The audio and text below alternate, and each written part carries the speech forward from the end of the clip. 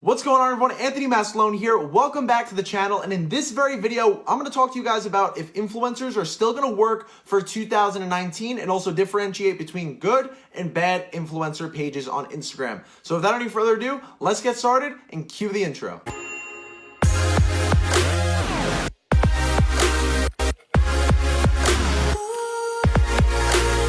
Alright guys, so when it comes to Instagram influencers in 2019, things have shifted tremendously and there's been a lot of changes within the whole space of utilizing Instagram influencers for promoting your business, whether it be a Shopify store, growing your own page, or just getting more exposure to your brand.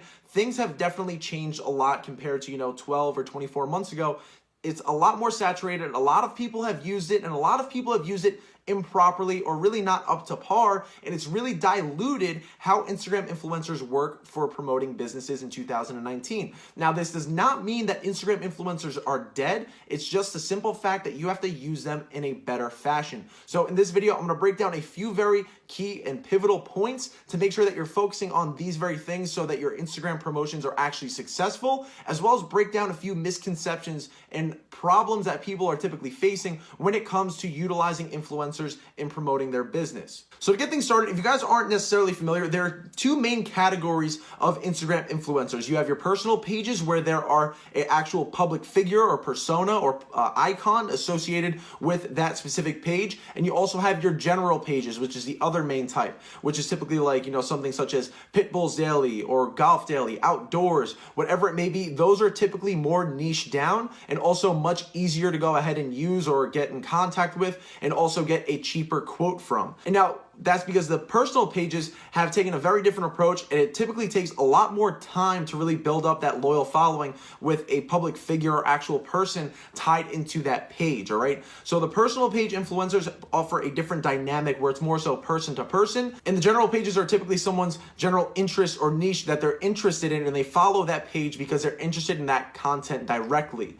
So the difference between the two, there are a lot of people that went out there and utilized general pages a lot and didn't use them very well. So when it comes to that, you want to try to make sure that you're double checking that the general page influencers that you tap into actually have engaging followers. Now, typically the personal page influencers have much more loyal followers, typically less of a following, and also they're going to be a bit more expensive because at the end of the day, their personal brand and reputation is on the line because themselves, that actual public figure, is tied into that directly. So if they promote a product that isn't up to par or a brand that isn't trustworthy, it's not going to look good for their brand. So it's going to be a bit harder to go ahead and get in touch and have those people promote you if you aren't somewhat established on Instagram or as a brand in general.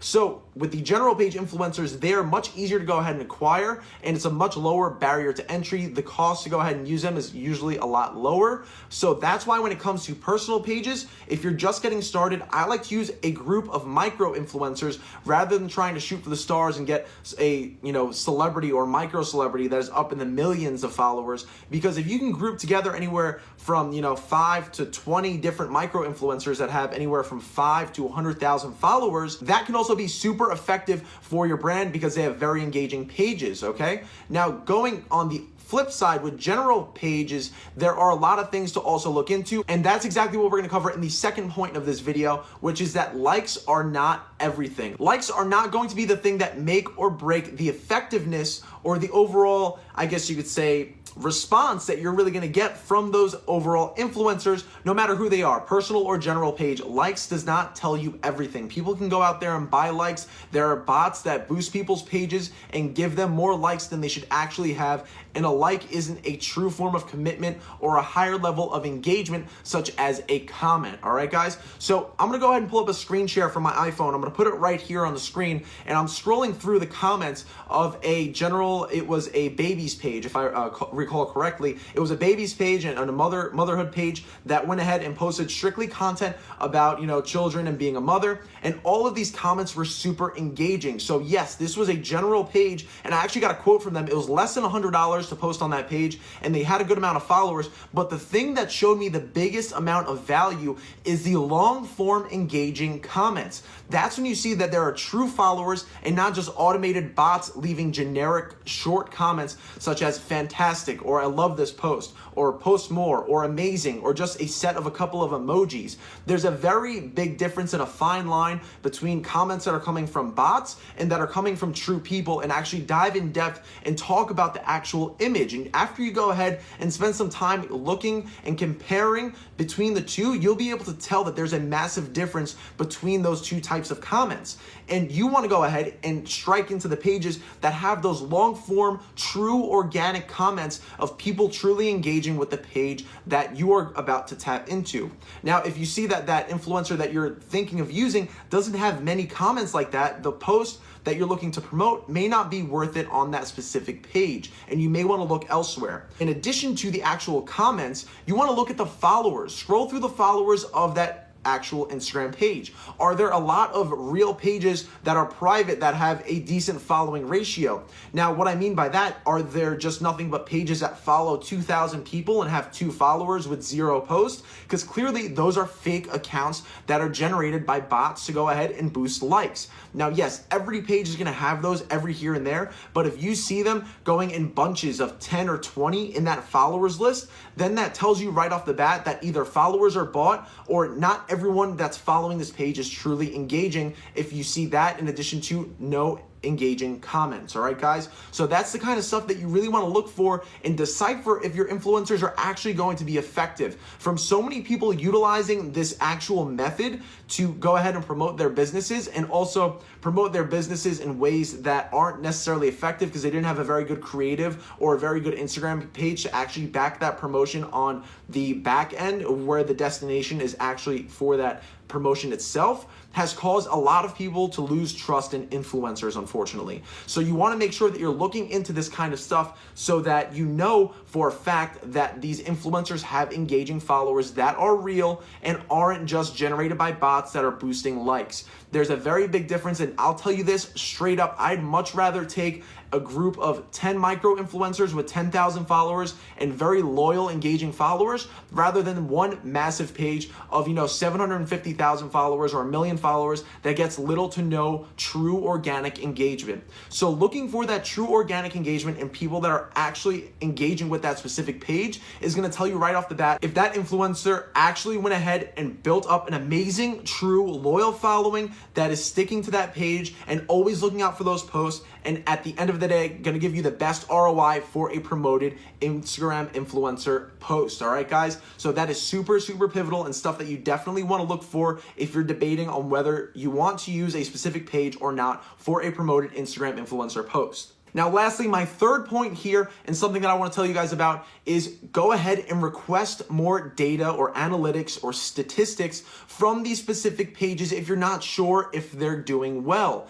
What I mean by this is go ahead and request the actual business page analytics. So if you see that a specific page on Instagram is registered as a business, typically it's going to give them a specific title such as a personal blog or just for fun. There are tons of different categories, but you see it, and they also have that email contact button on their page itself. It tells you that it is a business page. And when you have a business page, it tells you how many people you're reaching with your posts, when your page is most active and when your followers are most active and engaging, and essentially giving you the best time to post, and how many people are actually taking action on your stories, sharing your stories, replying to your stories, or swiping up on your stories as a big business page. So if you're at a crossroad wondering if this influencer is actually getting traction with their stories and their posts, go ahead and ask them, what are the typical amount of story views that you get? What are the typical amount of swipe ups that you get? Can you show me screenshots of what is going on in the back end of your Instagram account so I can see if this is worth the post? And if some of them don't like it, it's fine, move on to the next, but you want to go ahead and haggle with them and try to get that best promoted post where you know for a fact that it's an engaging page. And if they don't like it, you could also say, we could start out as a test post, and if this works, I'll gladly go ahead and move forward with multiple promotions in the future, perhaps even a sponsorship deal that I'll be paying you monthly for. That's the kind of stuff that you want to go ahead and focus on when it comes to utilizing Instagram influencers in 2019, because of so many people saturating the market, trying to jump into this promotion model, but not doing it properly. So you want to make sure that you realize that likes are not everything. You have to dig deeper and look into comments and followers. That's where a lot of the telltale signs of purchase followers or bots that are running on these specific pages are going to pop up. Now, of course, every single page is going to get those generic comments, but you want to make sure that that's not their sole foundation of true engagement on that page itself. Also, you want to make sure that you're looking into tons of different types of pages. It's not all about getting Kylie Jenner to post your stuff, because that's not the answer, and it's most likely not in your budget at the end of the day. So you want to work your way up, start with micro influencers, work your way up with other personal brand pages in addition to general pages thrown into the mix. You want to go ahead and utilize them and essentially scale it just like a Facebook ad and work up in higher budgets with pages that are super contextual to your actual offer. If you're going out there trying to sell cat products on a dog page, it's not going to convert. You always want to make sure that that actual offer is aligned super contextually with the content strategy of that specific influencer for the best chance for sales, conversion, and gaining more awareness for your brand or your Instagram page. So in layman's terms, that's going to sum everything up here for this very video on whether influencers are dead in 2019 or not, and letting you know exactly how to properly use these Instagram influencers, because there is still so much potential to grow your brands through this perfect word of mouth marketing that is also going to help you go viral if you use it properly, guys. So make sure when it comes to Instagram influencers that you're not just diving into it and throwing money at the wall, because you're going to get the same result if you do that with Facebook ads. You want to do your research, make sure you know where you're putting your money, and also look into the effectiveness of these specific pages. All right, guys, it's not impossible to do. Not everything is hidden, and you could easily go ahead and make sure that this is the right promotion for your brand. Make sure you're using influencers properly in 2019. Don't waste your money on ads. And if you want to rewatch this video, feel free to do it so you can get every single point that we went over. And I hope you enjoyed the video. If you learned something new, go ahead, smash that like button. Don't forget to subscribe and turn on those push notifications for more content just like this, guys. I hope you really learned something new. I want to put out as much value as possible this year, and I hope it's going to help you and your Instagram influencer promotions in 2019. My name's Anthony Maslone, and I'll be seeing you guys in the next video.